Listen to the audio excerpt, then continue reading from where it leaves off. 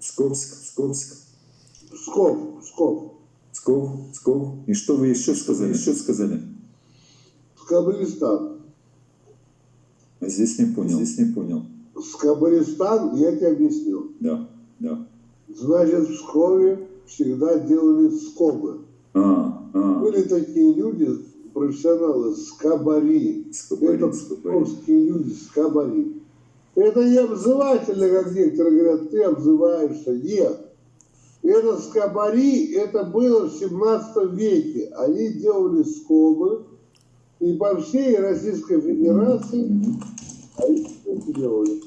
Вот загугли, да, кто такие скобари? О, пишу, да. Да, вот загугли. Кто такие скобари? Скобари.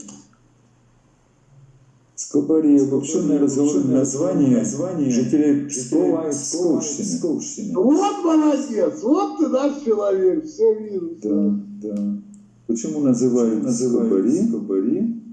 Скобяных изделий. Поставка, которая шла на строительство Санкт-Петербурга, по другой версии она произошла от названия Псковской волости. Упоминаю, что это в псковских летописях 15 века. На самом деле в Санкт-Петербурге скобарями называли жители села Рыбацкое.